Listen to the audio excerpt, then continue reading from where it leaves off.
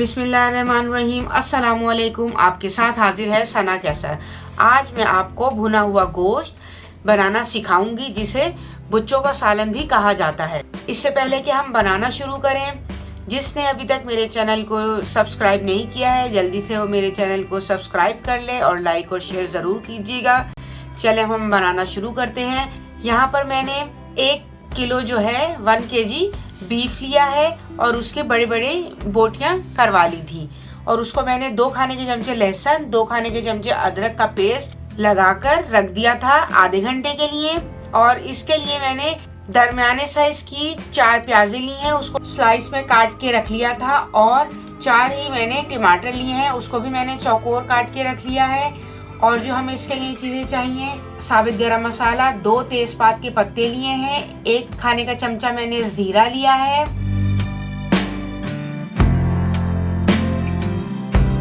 और बाकी साबित गरम मसाला 2 दालचीनी की स्टिक्स ली हैं, 3 से 4 छोटी इलायचियां, 1 बड़ी इलायची, 3 से 4 लौंगे और 8 से 10 मैंने काली मिर्चें ली हैं। और जो बाकी मसाले इसमें हम डालेंगे, 1 खाने का चमचा मैंने इसमें पिसा हुआ धनिया लिया है, और 1 चाय का चमचा मैंने हल्दी पाउडर लिया है, 1 खाने का चमचा मैंने इसमें पिसी हुई मिर्चें ली हैं, और 1 खाने का चमचा मैंने इसमें नमक लिया है। नमक आप अपने टेस्ट के अकॉर्डिंग डाल सकते हैं। चले हम बनाना शुरू करते हैं। मैंने इसमें 1 कप ऑयल डालूंगी कुकर में। हम स्टोव ऑन करते हैं, फुल फ्लेम पर हम इसमें अब ऑयल डालेंगे। क्योंकि 1 kg बीफ है तो मैंने इसमें 1 कप ऑयल डाला है। अब हम इसमें प्याज ऐड कर देंगे। प्याज को हमें गोल्डन ब्राउन करना है, बिल्कुल डार्क ब्राउन नहीं करना, गोल्डन ब्राउन करना है। मुसलसल इसको हम चलाते रहेंगे ताकि किनारों पर से ये डार्क ब्राउन ना हो जाए। ये देखिए, अब ये पिंक होना शुरू हो गई है। अब हम इसमें साबित गरम मसाला भी ऐड कर देंगे और अच्छी तरह गरम मसाले को भी प्याज के साथ फ्राई कर लेंगे। जैसे ही गोल्डन होना शुरू होगी प्याज, हम इसका नेक्स्ट स्टेप करेंगे।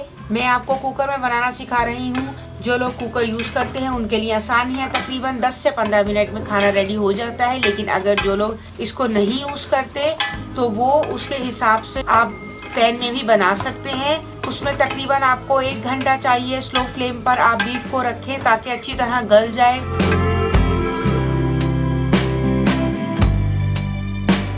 ये देखें, गोल्डन होना शुरू हो गई है प्याज।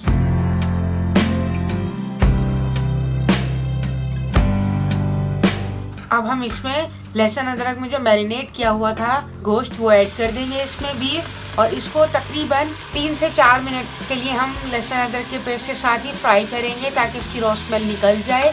और जैसे ही बीफ का कलर चेंज होना शुरू होगा, हम इसमें बाकी मसाले भी ऐड कर देंगे।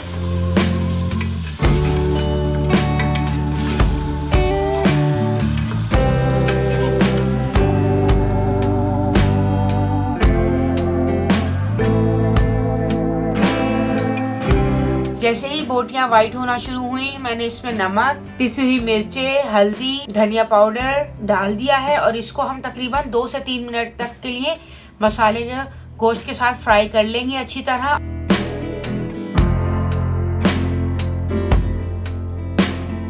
और अब हम इसमें टमाटर भी ऐड कर देंगे। टमाटरों को भी हम इसके साथ 2 से 3 मिनट तक के लिए फ्राई कर लेंगे, और फिर हम इसमें 2 कप पानी ऐड कर देंगे। तकरीबन मैंने इसमें 2.5 कप पानी डाला है, 2.5 कप, क्योंकि ये जो है जल्दी गल जाता है हमारी तरफ से जो हम बीफ का गोश्त लेते हैं, इसलिए मैंने इसमें कम पानी डाला है। लेकिन अगर आप बूढ़े जानवर का जैसे गोश्त है और डार्क कलर का, रेड कलर का मीट है, तो वो बहुत देर में गलता है, तो उसके लिए आप 4 कप भी पानी ले सकते हैं। मैंने इसको कुकर को बंद कर दिया, विसल लगा दी, और तकरीबन फुल आंच पर हम इसको पकाएंगे।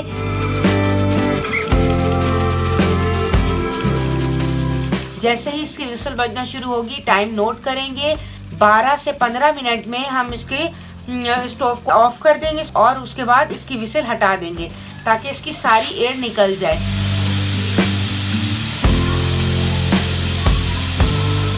छोटी विसिल भी और दूसरी विसिल भी दोनों हाथ ऊपर कर देंगे।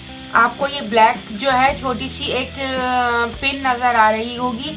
जब तक कुकर में एयर रहती है ये पिन जो है टाइट रहती है। जैसे ही इसकी सारी एयर निकल जाती है वो पिन जो है नीचे दब जाती है। आप उसे हाथ से चेक कर सकते हैं। जब वो पिन दब जाए तो फिर आप कुकर को खोलें। अगर वो पिन नहीं दबी है और आपने कुकर खोल लिया है तो इस तरह आप जल भी सकती हैं।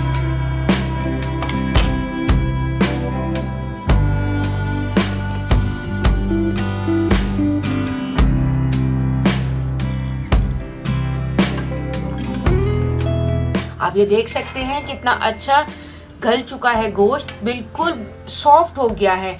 अब हम इसको देगची में कन्वर्ट कर लेंगे ताकि आपको इजीली नज़र आए और हम इसको अच्छी तरह भून लेंगे क्योंकि हमें भुना हुआ गोश्त बनाना है तो हम इसको भुना भुना ही रखेंगे। इसका सारा पानी हम ड्राई कर लेंगे।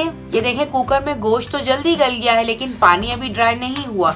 मैंने हालांकि 2 कप ही पानी डाला था। फुल फ्लेम पर हम इसको भूनेंगे, अच्छी तरह भून लेंगे। तकरीबन 10 से 12 मिनट लगेंगे फुल फ्लेम पर इसको भूने ताकि अच्छी तरह सारा पानी इसका ड्राई हो जाए।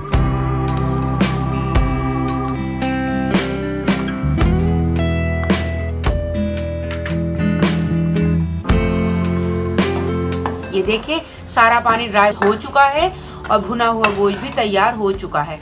अब हम इसको डिश आउट करेंगे। देखें इसका ऑयल ऊपर आ चुका है।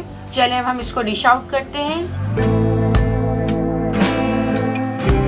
इसको गरम गरम नान के साथ, पराठों के साथ, चपाती के साथ, जिस चीज के साथ चाहें आपको पसंद है आप इसको खा सकते हैं। उम्मीद है मेरी रेसिपी आपको पसंद आई होगी। मेरी रेसिपी आपको पसंद आई है तो प्लीज इसको लाइक, शेयर और सब्सक्राइब कीजिएगा। मिलते हैं नेक्स्ट रेसिपी के साथ। अल्लाह हाफिज।